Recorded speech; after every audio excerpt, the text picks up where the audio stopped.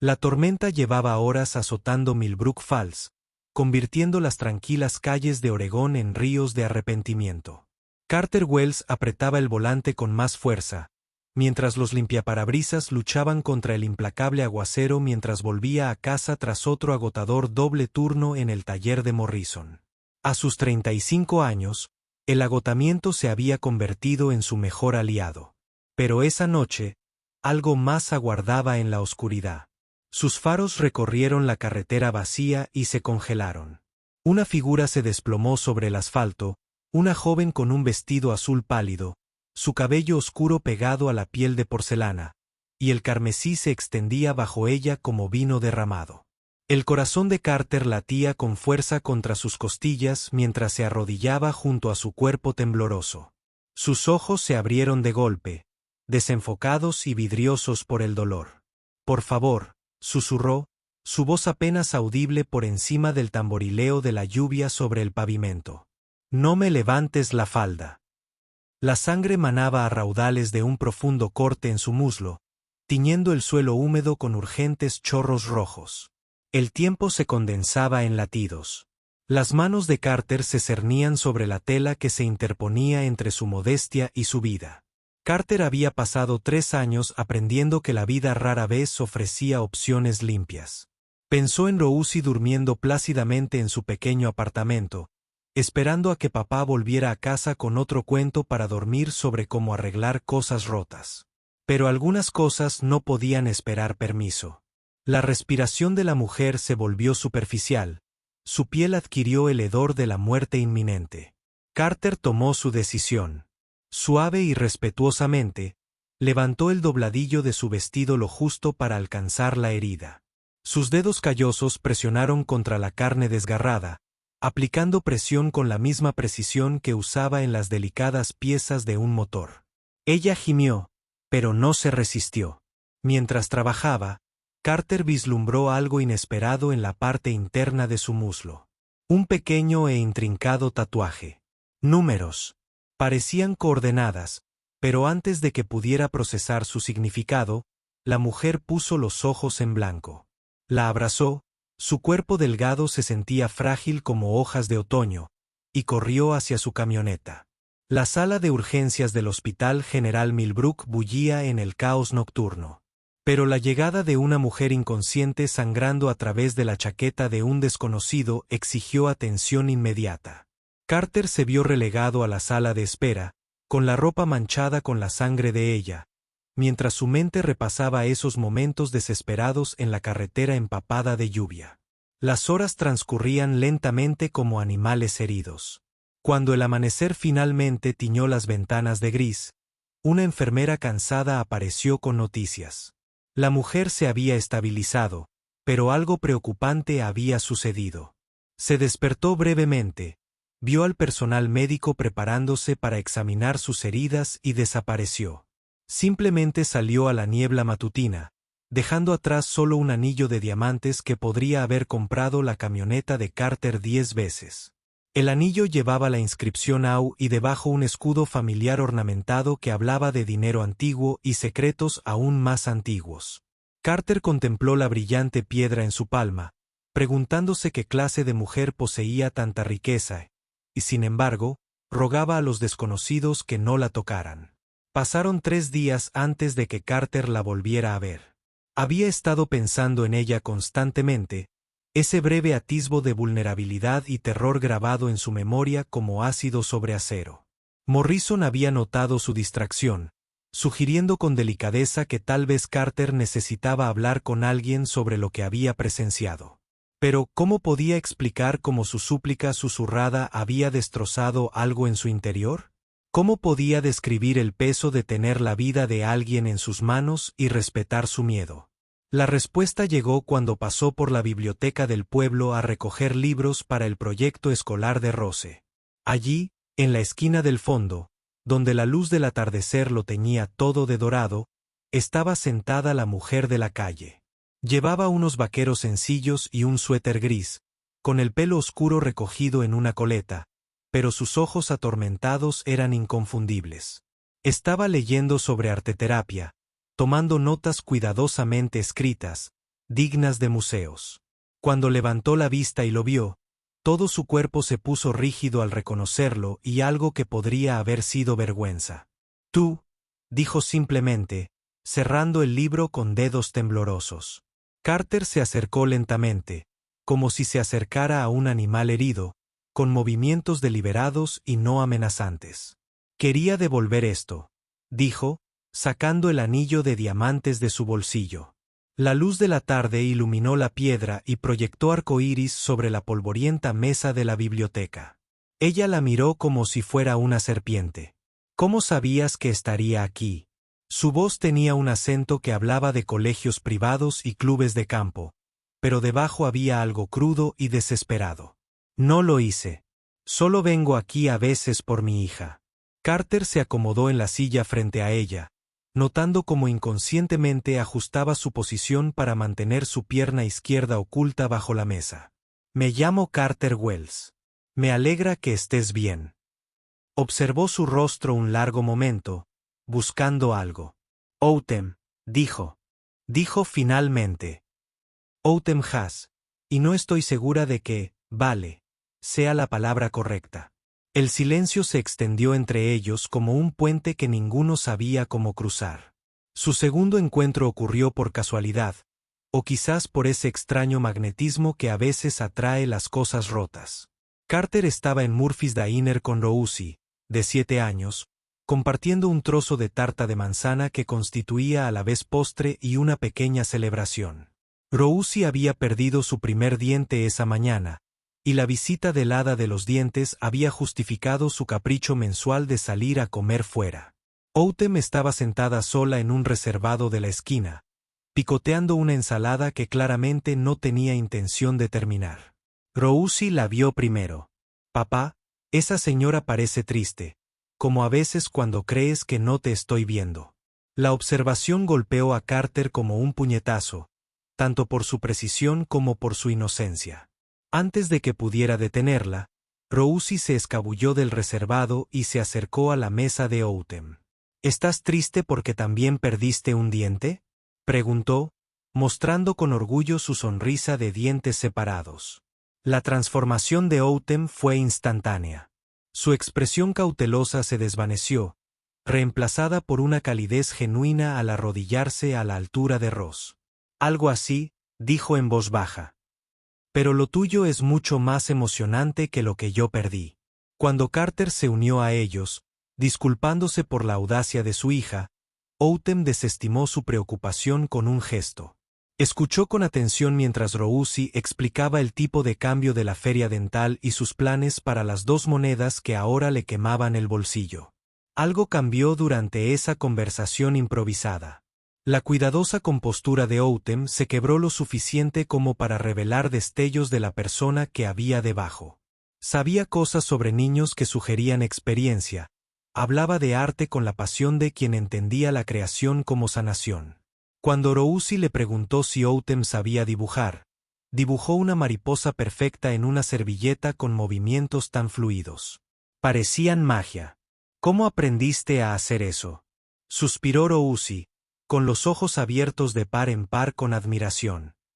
Alguien me enseñó hace mucho tiempo, respondió Outem. Pero su sonrisa se desvaneció un poco antes de que las cosas se complicaran.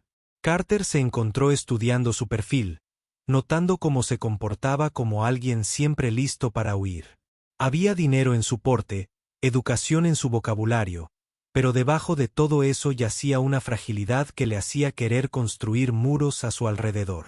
Cuando finalmente se separaron, Outem puso la servilleta con mariposas en las pequeñas manos de Ross. Para tu habitación, dijo. Las mariposas dan buena suerte. Mientras Carter arropaba a su hija esa noche, Rosie pegó la servilleta con cuidado a la pared. Me gusta, papá. Tiene ojos amables, pero también son ojos asustados. Los niños de 7 años, reflexionó Carter, veían cosas que los adultos tardaban años en aprender a pasar por alto. El tercer encuentro se produjo cuando Outem apareció en el taller de Morrison una tarde de jueves con olor a aceite de motor y lluvia inminente. Conducía un Honda Civic de 10 años que había vivido décadas mejores, con la pintura descolorida y el motor emitiendo ruidos que habrían hecho llorar a mecánicos menos experimentados. Ha estado dando problemas, dijo, abriendo el capó con la confianza de quien entiende de maquinaria. Carter echó un vistazo al compartimento del motor y se sintió impresionado. Alguien había mantenido este coche con devoción religiosa, cada componente limpio y bien ajustado a pesar de su edad. Ya sabes de coches, observó, y algo en su tono hizo que las mejillas de Outem se sonrojaran. Tuve una buena maestra, dijo en voz baja. Ante esa palabra otra vez, cargando como una piedra. Mientras Carter trabajaba, Outem lo sorprendió manteniéndose cerca, haciendo preguntas inteligentes y anticipándose a sus necesidades con herramientas. Sus manos, aunque suaves por sus uñas cuidadas, se movían con la soltura de quien ha pasado tiempo bajo la capucha. Se arremangó sin dudarlo, revelando sus antebrazos marcados con pequeñas cicatrices que parecían deliberadas. Autolesión, pensó Carter con una punzada, reconociendo las señales de su entrenamiento obligatorio de primeros auxilios. Pero cuando lo vio mirándola, no se inmutó ni las ocultó. En cambio, sostuvo su mirada fija. Cada persona lidia con el dolor de manera diferente, dijo simplemente. Hay quien arregla coches. Hay quien se arregla a sí mismo. Su amistad, si es que podía llamarse así, se forjó en los espacios entre palabras. Outem empezó a aparecer en el taller con regularidad, a veces con problemas legítimos con el coche, a veces solo para sentarse en un rincón y dibujar mientras Carter trabajaba. Nunca estorbaba, nunca exigía atención, pero su presencia tenía un extraño efecto calmante en el ambiente habitualmente caótico. Morrison, normalmente desconfiado de cualquiera que no oliera constantemente a aceite de motor, le cayó bien de inmediato. Esa chica tiene algo roto por dentro, le dijo a Carter una noche mientras cerraban. Pero está intentando arreglarlo ella misma. Lo respeto. Carter se encontró deseando estas visitas con más ganas de las que quería admitir. Outem tenía una forma de escuchar que hacía que incluso las historias más triviales sobre transmisiones tercas parecía importante. Ella se reía de sus secas observaciones sobre clientes difíciles, compartía un café que sabía mejor que cualquier otro que hubiera probado desde la muerte de Linda, y de alguna manera hacía que el taller se sintiera menos como un lugar de exilio y más como un santuario. Pero las preguntas persistían bajo su cómoda rutina. ¿Dónde vivía? ¿Cómo conseguía pagar la gasolina para los viajes diarios al taller? ¿Y por qué a veces se sobresaltaba con sonidos inesperados, moviendo inconscientemente la mano para protegerse el muslo izquierdo? El punto de inflexión llegó un viernes por la noche cuando Carter encontró a Outem sentada en su coche fuera de su edificio. Su rostro estaba cubierto de lágrimas y su compostura estaba completamente destrozada. Habían pasado 2 semanas desde su primer encuentro en la biblioteca. 2 semanas de una cautelosa amistad basada en el café compartido y la resolución de problemas automotrices. Ahora parecía alguien huyendo de una catástrofe. Lo siento, dijo cuando él tocó su ventana. No sabía a dónde más ir. La confesión flotaba entre ellos como una confesión. Carter tomó una decisión que habría horrorizado al padre cauteloso que lleva dentro hace apenas un mes. Sube, dijo. Rose está en casa de su amiga pasando la noche. Podemos hablar. Resultó que el apartamento de Outem era un alquiler semanal en el Motel Millbrook, pagado en efectivo y amueblado con lo que cabía en una sola maleta. Llevaba viviendo así más de un mes, admitió, desde que huyó de algo que aún no se atrevía a nombrar. La historia llegó en fragmentos, como trozos de cristal roto que temía tratar con demasiada brusquedad. Un compromiso con alguien elegido por su padre, una boda planeada sin su participación, una creciente comprensión de que su vida pertenecía a todos menos a ella misma. Carter escuchó sin juzgar mientras Outem describía un mundo que solo había visto en películas. Galas benéficas donde un solo vestido costaba más que su salario anual. Recaudaciones de fondos políticos donde los apretones de manos determinaban el destino de la legislación. Un padre cuyas ambiciones políticas requerían una hija que sonriera a la orden y nunca cuestionara el precio del poder. Nunca he tomado una decisión por mí misma, dijo ella, mirándose las manos. Ni qué estudiar, ni con quién salir, ni dónde vivir. Incluso esto, señaló el modesto apartamento que los rodeaba. Se siente como la primera decisión real que he tomado. Carter quiso preguntarle sobre el tatuaje que había vislumbrado aquella primera noche, sobre las coordenadas grabadas en su piel, pero algo en su expresión le disuadió de esa verdad. En cambio, le habló de Linda, de cómo el dolor lo había vaciado y lo había reconstruido en torno al único propósito de ser el padre de Rosie. A veces creo que dejé de ser Carter la persona y me convertí en Carter el padre, admitió. Hasta que apareciste y me recordaste que podría haber otras versiones de mí mismo que valga la pena conocer. La confesión los sorprendió a ambos por su honestidad. A medida que el otoño se convertía en invierno, su relación encontró un ritmo que parecía casi normal. Autumn se había mudado del motel a un pequeño apartamento encima de la panadería, y pagaba el alquiler ayudando con la contabilidad y el reparto de pan por la mañana. También se había convertido en una figura clave en la vida de Ross, enseñándole a pintar acuarelas y ayudándola con las tareas que, de alguna manera, siempre parecían más fáciles cuando se explicaban con la voz paciente de Autumn. Carter se encontró pensando en términos de nosotros, un cambio lingüístico que lo emocionaba y lo aterrorizaba a la vez. Rosie había empezado a llamar a Autumn casi mamá, una denominación que hacía que los ojos de Autumn brillaran con lágrimas. Intentaba disimularlo.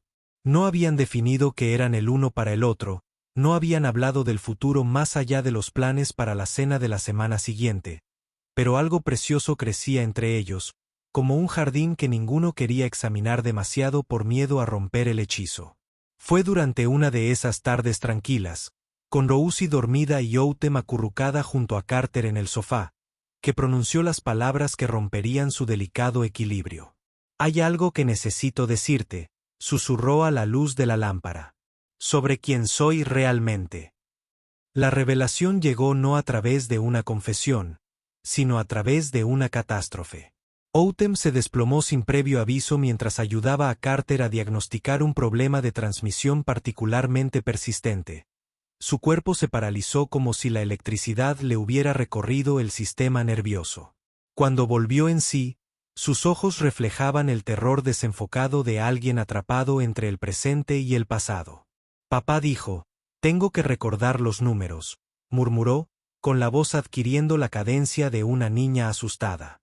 «Los bonitos números en mi pierna que nadie más puede ver». La sangre de Carter se convirtió en agua helada. Esas no eran coordenadas aleatorias tatuadas en su muslo. Eran ubicaciones GPS, grabadas a fuego en su piel como un mapa del tesoro pervertido. Mientras los paramédicos subían a Autumn a una camilla, ella agarró la muñeca de Carter con una fuerza sorprendente. «Mi nombre», jadeó. «Mi verdadero nombre es Autumn Whitmore». El apellido golpeó a Carter como un puñetazo. Senador James Whitmore, actual. Liderando las encuestas para las próximas elecciones presidenciales. El hombre cuya plataforma anticorrupción lo había convertido en un nombre conocido. Autumn Whitmore, su hija desaparecida, había sido noticia de primera plana durante el último mes. Desaparecida, presuntamente secuestrada. $100,000 de recompensa por información que condujera a su regreso sano y salvo. A Carter le temblaban las manos mientras buscaba el nombre de Autumn en Google, temiendo lo que encontraría. Las imágenes se cargaban lentamente. Cada píxel revelaba a una mujer que apenas reconocía. Autumn Whitmore en eventos de recaudación de fondos para la campaña, con su sonrisa perfecta y vacía. Autumn Whitmore en el anuncio de su compromiso, de pie junto a un hombre cuya mirada fría parecía mirarla a través de ella en lugar de mirarla. Robert Ashford III, heredero de una fortuna farmacéutica y estrella política en ascenso por derecho propio. La pareja que uniría a dos de las familias más poderosas de Estados Unidos, según las páginas de Breslin Society. Pero en cada foto, Carter podía ver lo que otros habían pasado por alto. La forma en que las manos de Outem nunca se relajaban del todo, la ligera tensión alrededor de sus ojos que delataba una vigilancia constante, la cuidadosa postura que mantenía su pierna izquierda oculta de las cámaras. Había estado huyendo de algo más que un matrimonio no deseado. Había estado huyendo de algo que requería coordenadas tatuadas en su piel, como un seguro contra su propia muerte. Carter pensó en Rousi, durmiendo a salvo en su cama, y sintió los primeros dedos fríos del miedo real subirle por la espalda. Las camionetas negras aparecieron en Millbrook Falls 3 días después. Sus ventanas tintadas y matrículas oficiales convertían el tranquilo pueblo en algo sacado de una película de espías. Carter observaba desde el garaje cómo hombres serios con trajes caros interrogaban al empleado del motel, a la bibliotecaria, a cualquiera que pudiera haber visto a una joven que coincidiera con la descripción de Outem. Morrison lo apartó con la preocupación, profundamente grabada en su rostro curtido. «Hijo, no sé qué clase de problemas ha traído esa chica a nuestra puerta, pero la gente está empezando a hablar. Tal vez sea hora de llamar a las autoridades». Pero Carter no podía quitarse de la cabeza el recuerdo del susurro aterrorizado de Outem sobre los bonitos números. No se trataba de una hija fugitiva. Se trataba de algo mucho más peligroso, algo que había llevado a la hija de un senador a elegir la indigencia por encima de la seguridad de la casa de su padre. Esa noche, Carter tomó una decisión que los salvaría a todos o destruiría la frágil pieza que habían construido. Condujo hasta el apartamento de Outem y lo encontró vacío, despejado con la eficiencia de quien tiene práctica en desaparecer. Una sola nota esperaba en la encimera de la cocina, escrita con su cuidadosa letra. «Lo siento. Algunos secretos son demasiado peligrosos para compartirlos. Mantén a Rousi a salvo». El mundo de Carter se redujo a un único objetivo desesperado: encontrar a Outem antes de que quienquiera que la estuviera buscando tuviera éxito en su misión. Las coordenadas tatuadas en su muslo debían significar algo, pero sin ella para descifrarlas, trabajaba a ciegas. Pasó el día siguiente repasando el tiempo que habían pasado juntos, buscando pistas que pudiera haber pasado por alto. En la biblioteca, el anciano Clark recordó a Outem devolviendo varios libros sobre banca offshore y corrupción política pocos días antes de su colapso. «Una chica dulce», dijo, pero siempre mirando por encima del hombro como si alguien la estuviera siguiendo. Una vez me preguntó si la biblioteca llevaba un registro de lo que la gente sacaba prestado. Pareció aliviada cuando le dije que borramos esa información mensualmente. Las piezas de un rompecabezas más grande comenzaron a tomar forma, uno que conectaba la plataforma anticorrupción del senador Whitmore con la huida desesperada de su hija, y las cifras se le quedaron grabadas a fuego. Carter se dio cuenta, con creciente horror, de que Outem no solo había estado huyendo de un matrimonio no deseado. Había estado huyendo de la evidencia de la hipocresía de su padre, evidencia de que alguien literalmente la había marcado para que la llevara consigo. La verdad encontró a Carter antes de encontrar a Outem. Regresó a casa después de otro día infructuoso de búsqueda y descubrió que Rousi había desaparecido de su programa extraescolar. La niñera estaba frenética por la preocupación y la culpa. Una mujer fue a buscarla. Sollozó, dijo que era de la familia, que tenía una identificación. Rousi la acompañó voluntariamente, repitiendo que estaba feliz de ver a casi su madre. El teléfono de Carter vibró con un mensaje de un número desconocido. «Tu hija está a salvo. Nos vemos en el viejo aserradero de la Ruta 12. Ven sola».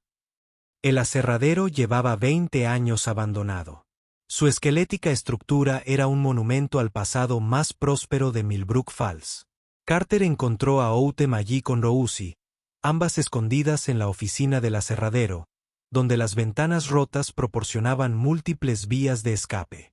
Rousi corrió hacia él con la alegría sencilla de una niña que confía en que los adultos siempre arreglarían las cosas. Pero el rostro de Outem cargaba con el peso de alguien que se ha quedado sin escondites. «Me encontraron», dijo simplemente. «Tenía quizás una hora antes de que me llevaran de vuelta». No podía dejar que lastimaran a Rousi para llegar a mí. La verdad completa se derramó de Outem como sangre de una herida reabierta. 3 años de secretos cuidadosamente enterrados que finalmente vieron la luz. Las coordenadas tatuadas en su muslo no eran solo ubicaciones. Eran marcadores GPS de una docena de cuentas en el extranjero que contenían pruebas de las verdaderas fuentes de financiación de su padre. Dinero de compañías farmacéuticas que buscaban una legislación favorable.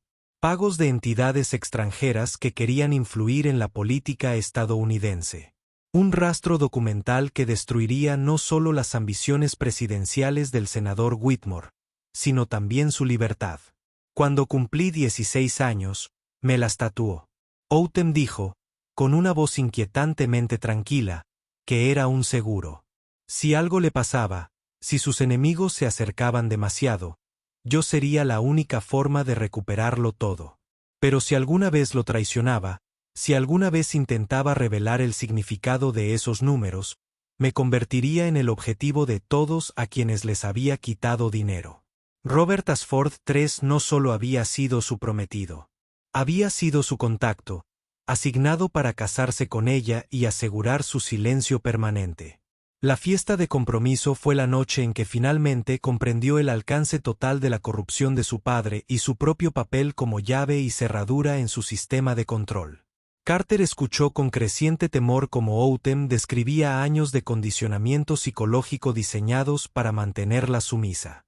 Las drogas que le metían en las bebidas en los eventos políticos.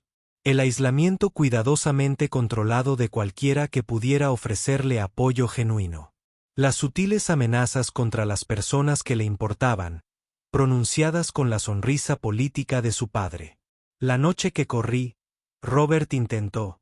Se detuvo, incapaz de terminar la frase. Dijo, una vez que nos casamos, aprendí a ser más cooperativa. Fue entonces cuando supe que prefería morir antes que pasar un día más en ese mundo. Condujo sin rumbo durante horas esa noche, el coche de campaña de su padre funcionando a base de gases y adrenalina, hasta que finalmente se apagó en las afueras de Millbrook Falls. La tormenta, el accidente, su desesperada súplica a Carter de que no se levantara el vestido. Todo había sido motivado por la certeza de que esas coordenadas representaban una sentencia de muerte para cualquiera que conociera su significado. Nunca quise involucrarte en esto, dijo, con lágrimas abriéndose paso entre el polvo de sus mejillas. Pero cuando vi cómo eras con Rousi, cómo podías amar a alguien completamente sin intentar poseerlo, no pude evitar la esperanza de que tal vez hubiera una forma diferente de vivir. El sonido de vehículos acercándose atravesó la confesión de Outem como una cuchilla. SUVs negras rodeaban el molino con precisión militar. Sus ocupantes se movían con la eficiencia coordinada de quienes ya lo habían hecho antes. Quédate con Rousi, le dijo Outem a Carter, con voz firme a pesar del terror en sus ojos. Pase lo que pase, protégela. No dejes que la usen en mi contra.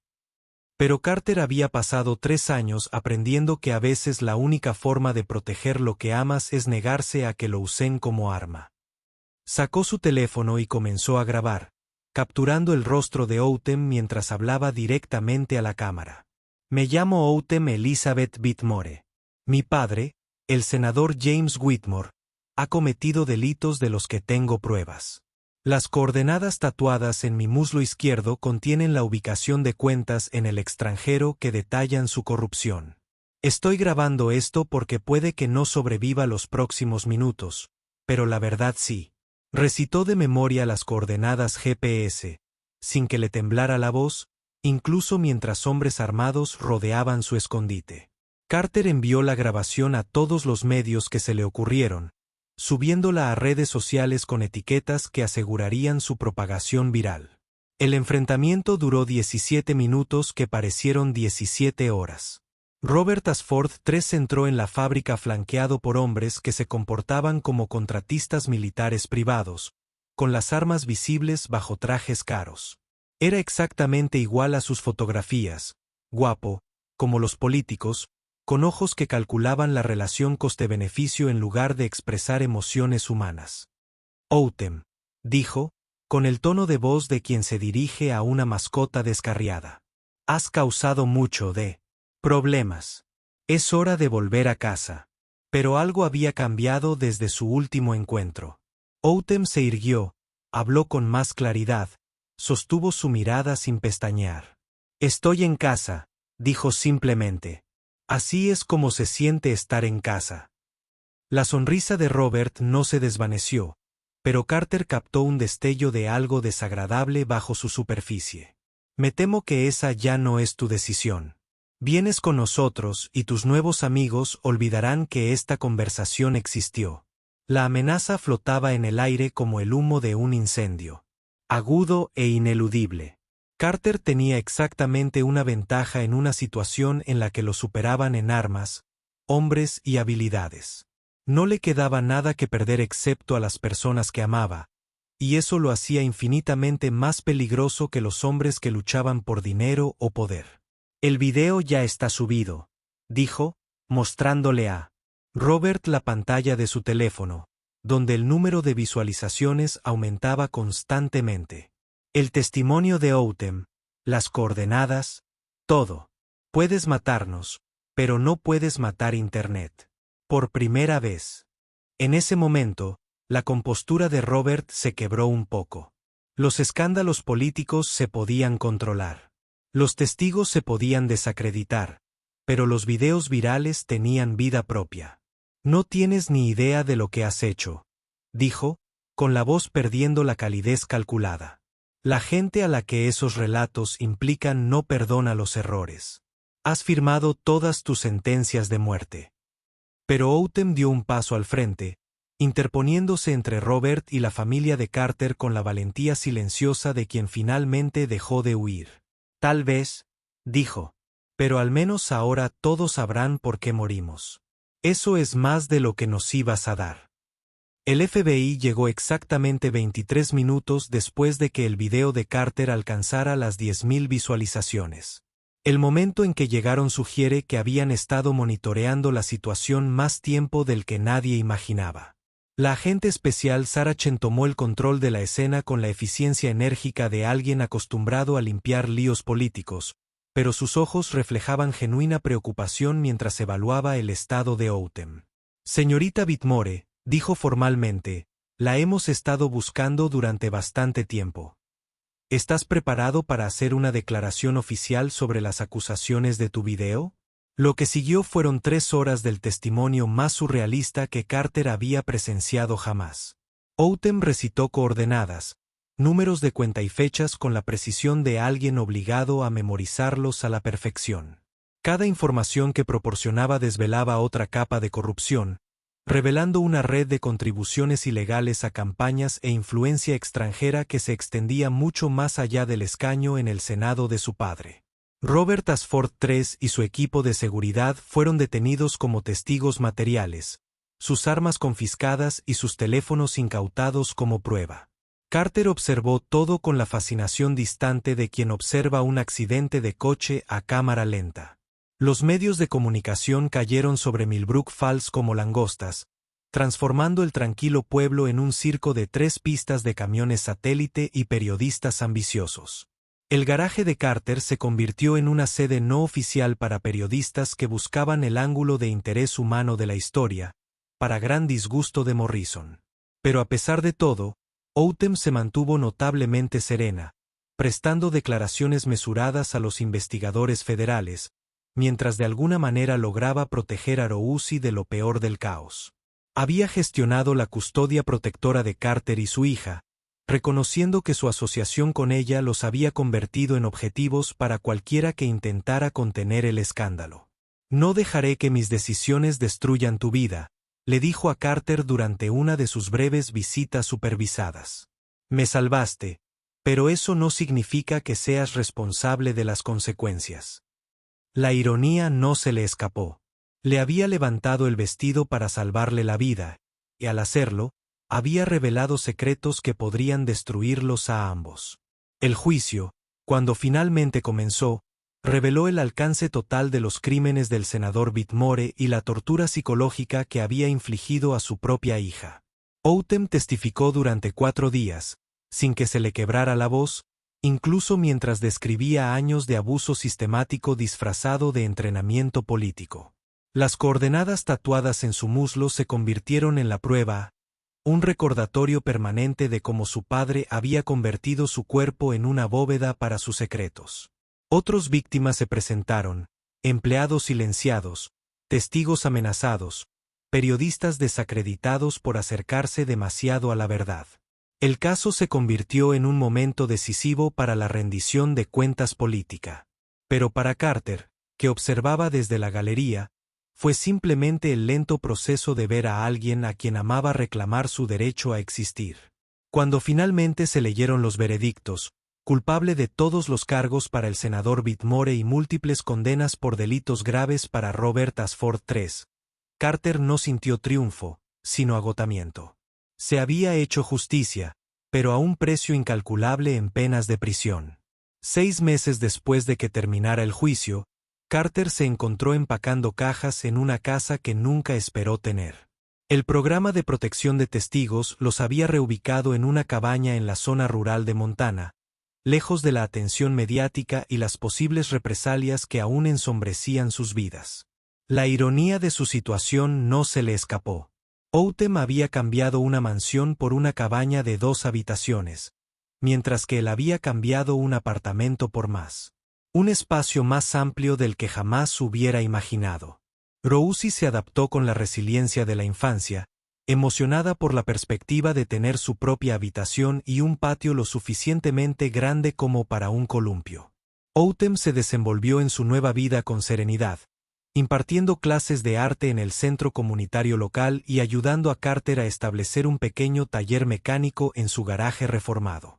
Nunca habían hablado formalmente de su situación sentimental, ni hecho grandes declaraciones ni intercambiado anillos, pero algo más profundo que el romance había crecido entre ellos durante los largos meses de testimonio y juicio. Su nueva normalidad se instaló a su alrededor como la nieve, silenciosa y transformadora. Carter se despertaba cada mañana con el sonido del otoño preparando café en su pequeña cocina. Su presencia era tan esencial como respirar. Rousey empezó 3er grado en una escuela donde nadie la conocía.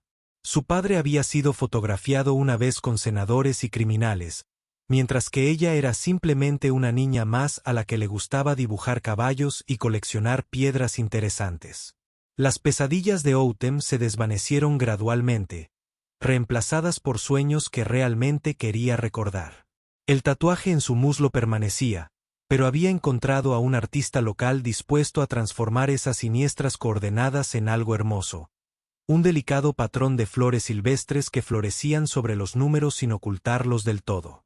Quiero recordar, le explicó a Carter una noche, sentadas en el porche, viendo a Rousey perseguir luciérnagas.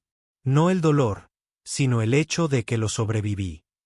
La distinción importaba más de lo que cualquiera que no hubiera vivido abusos sistemáticos podría entender. Los periodistas dejaron de llamar después del primer año, y su atención se centró en escándalos más recientes y atrocidades más recientes.